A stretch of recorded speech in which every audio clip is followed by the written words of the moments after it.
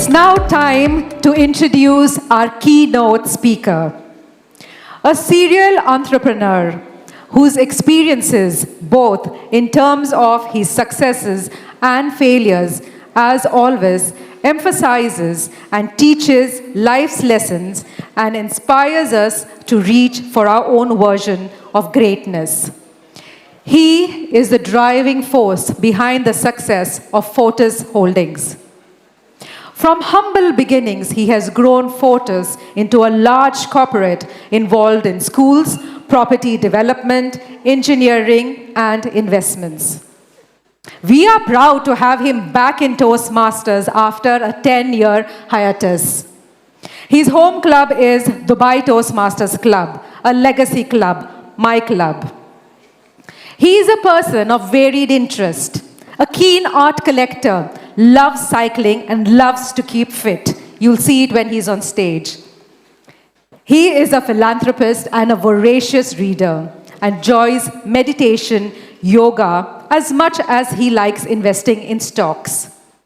He is also a mentor to many and a wonderful colleague and person to work with. I can personally vouch for that as I work with him. When we asked him who's his favorite leader or a leader that inspires him, his answer was, the leader who is our inner voice and great wisdom inside us is the one that inspires him. However, we seldom listen to it as most of us don't know how to tap this inner wisdom. And this is what we call the secret of life, as per him. A very, very humble leader. I had so much written about him, but he said, DV, tone it down, tone it down. That's the true leader, the true essence of a leader that we have amongst us today. A round of applause, a thunderous round of applause for this maestro who skillfully orchestrates his speech, a trailblazer whose words ignites fail of motivation and inspires the greatness in all of yours. Give a huge round of applause for Toastmaster Ajay Mankani. All right. Yeah, can you hear me, everyone? Yes. Okay, great. As I walk up on stage, I was hoping that Devi would tone this down a bit. And she had this last part, passionate words that inspire people. And I said, Devi, just tone it down a bit because I don't want to come off as some kind of Elon Musk. I'm very much like the rest of you, work in progress. I want to tell you, whenever I go to a Starbucks, I'm completely struck by how happy the baristas are when they serve their coffee. They've got a real zing in their step. And I come out completely enthralled as to, wow, are these people always like this? What drug are they on? I think about this quite often. Good morning, Toastmasters and distinguished guests. I actually think about this central question whenever I wake up in the morning. How do you create a great team? How do you create a wonderful family? How do you build an amazing company? How? We discuss this often. You need hard work, 100%. You need consistency, you need focus. You also need a highly differentiated product or service. You need all of these things. But you need something that is a lot more basic. And I talk about this today because it applies to all of us. And it's something that you can implement in your life today. It is fundamental to your very nature. And that is love and kindness. If you can recognize that every single one of you wants to be loved, that every single one of you wants to be treated with kindness and respect and dignity, you have actually worked out the secret sauce to having a wonderful family, to building a great team, and to building a great company. It's actually pretty simple when you think about it. The building blocks are very simple. People want to feel loved. And if they do, they love being around you. They love coming to work. And they also happen to become the most productive people on the planet. That's just how it works. It's very simple, actually. So let's backtrack about a decade, maybe a little bit more than a decade. And I was having a little bit of a conundrum in my own company. One of the businesses I run is in education. I build, own, and operate schools, K-12 schools, much like one of the schools that you're sitting in right now. And I had a bit of a problem. I was grappling with, how do I make my teachers and my staff exude warmth whenever they interact with our children, with our parents? A lot of you are parents. In their every interaction, I wanted them to exude warmth. Not a fake smile. No, you can make out when a person is faking the smile. But when that smile comes from within, and when the child leaves feeling really cared for and nurtured, and the parent, when the kid comes home, the parent is delighted.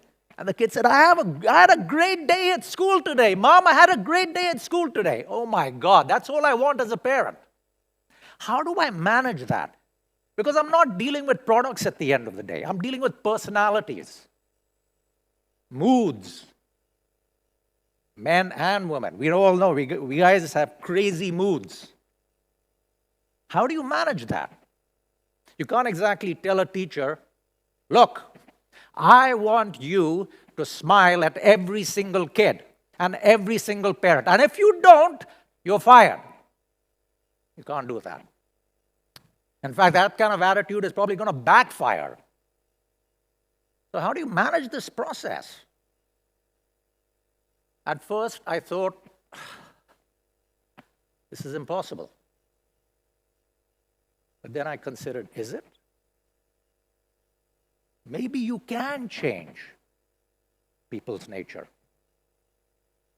Or maybe really you don't have to. So after a period of study, my team and I, we devised this program. And it was based on the psychology and the DNA and the makeup of individuals. We call it positive psychology. And the program is called Positive Education. And in this program, which has become a bit of a ritual in our schools, by the way, we actually have it at the start of every year. Sumit has been through it, as have pretty much every single person in my schools.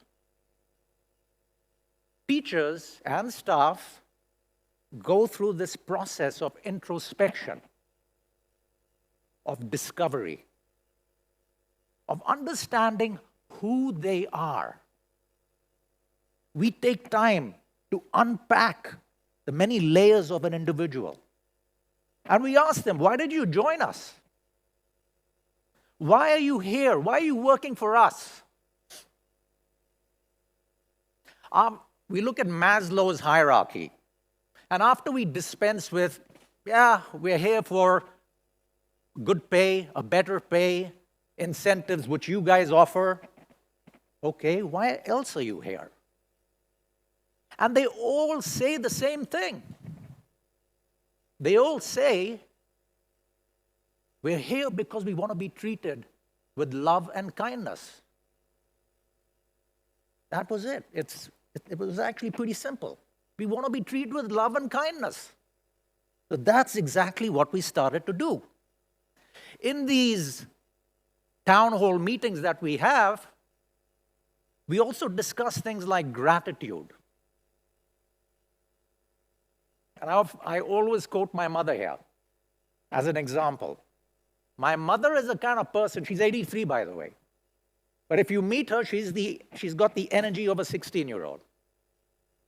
And my mom is actually amazing. If this roof were to cave in, she would look up and say, oh my God, we can see the beautiful blue sky. She's got such optimism about life, and that keeps her young. So we discuss gratitude with our teachers and the importance of feeling grateful for what you have, because all of a sudden, the sky becomes bluer, the sun becomes sunnier, and life is a lot brighter.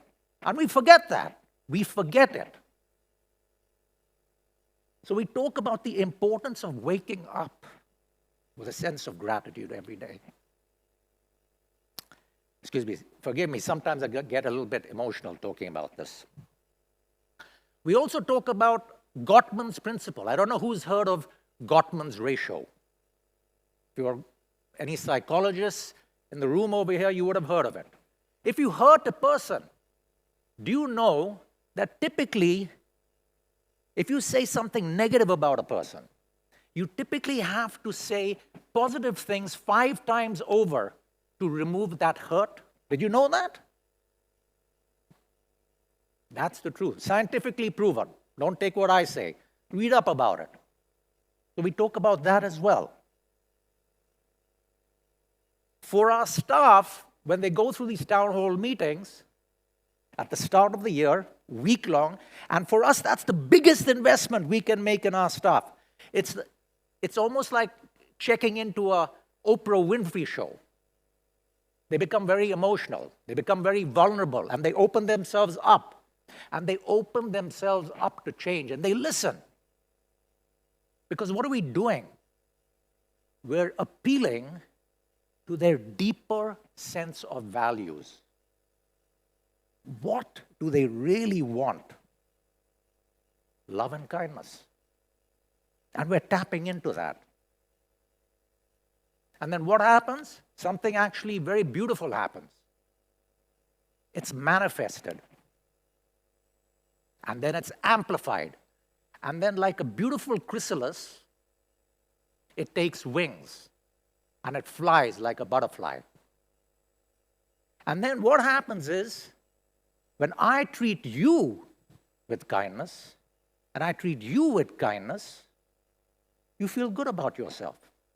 And you treat the person sitting next to you with kindness, and the other person, and the other team member.